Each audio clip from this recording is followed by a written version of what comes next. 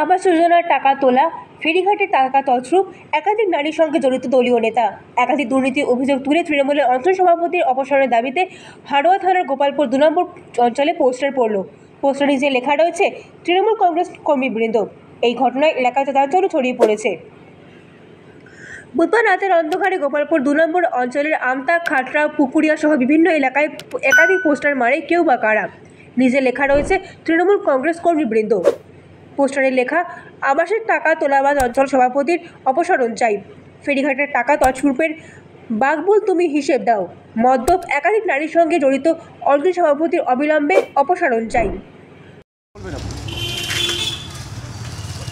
এটা একটা ঘৃণ্য সংস্কৃতি চলছে, যে এই পোস্টার মারা সংস্কৃতি আমরা তীব্র নিন্দা এবং প্রতিবাদ করছি, এবং এর সঙ্গে বিজেপি যে যুক্ত সেটাও ইতিমধ্যে আমরা খবর পেয়েছি। আসলে হাড়োয়ার মাটিতে বিজেপি তার জমি হারাচ্ছে। সামনে বিধানসভা নির্বাচন। বাকবুল মুন্সি অত্যন্ত সক্রিয়, গতিশীল একজন নেতৃত্ব, ডায়নামিক লিডার এবং তার দক্ষ সংগঠকও বাকবুল মুন্সি। তাই তাকে কালিমালিপ্ত করার জন্য বিরোধীরা তৃণমূল কংগ্রেস কর্মীবৃন্দর নাম দিয়ে তারাই এই ঘটনাটা ঘটিয়েছে।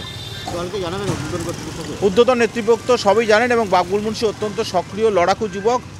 বাকবুল মুন্সির প্রতি আমাদের সম্পূর্ণ আস্থা আছে। আর বিষয়টা কারা করছে, যদি কারা করছে সেটাও আমরা প্রশাসনিকভাবে সেটাও দেখা হচ্ছে, কারা করছে, কারা এর সঙ্গে যুক্ত, এবং আমরা নিশ্চিত এ ব্যাপারে বিজেপি পার্টি যুক্ত আছে। আপনার নাম? কৌশিক দত্ত। বসে ঘর পেয়েছেন? আমি ঘর পাইনি। নাম এসেছিল আপনার? আমার নাম এসে, আমাদের ফোন নাম্বার আছে। হ্যাঁ, আমি সব লিস্ট বের করেছি, কিন্তু মেম্বার আমার দেয়নি ঘর। কেন? ওই টাকা চাইলো, আমি টাকা দিতে পারিনি বলে। কত টাকা চাইছিল? 20,000 চাইছিল। তাই ঘর পেতে গেলে তো টাকা দিতে হয় না? আপনার কাছে টাকা আমাদের এদিকে ঝাড় কাছে নিয়েছে, আগাম টাকা পেয়েছে বলে এজেন্ট তাদের ঘর দিয়েছে। কিন্তু আমার ঘরটা অরিজিনাল এসে আমার সেই ঘরের টাকাটা নিয়ে এখন কার্ড দিয়েছে, আমার ওর সাথে বলছেও না।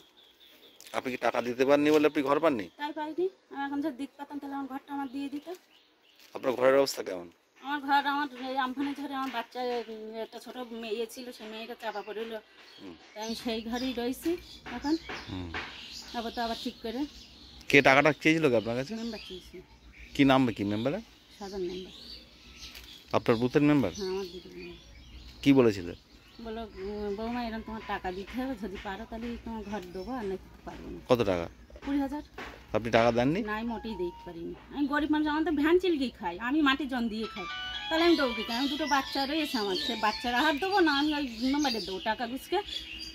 টাকা দিতে পারেননি বলে ঘর পান পেলেন? কি নাম আপনার? হাসিনা বিবি। দেখুন, এই পোস্টারিং এ আসলে তৃণমূল কংগ্রেসের গোষ্ঠী দ্বন্দ্বের বহিঃপ্রকাশ।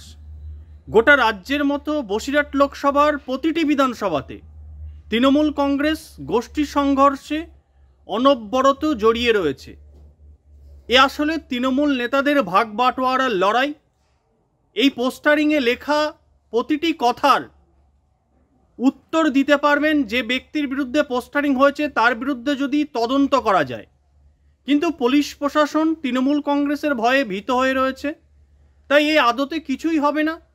তৃণমূল এইভাবে নিজেদের মধ্যে গোষ্ঠী সংঘর্ষ করে এলাকা উত্তপ্ত করে রাখছে এবং সাধারণ মানুষের শান্তি বিনষ্ট করছে।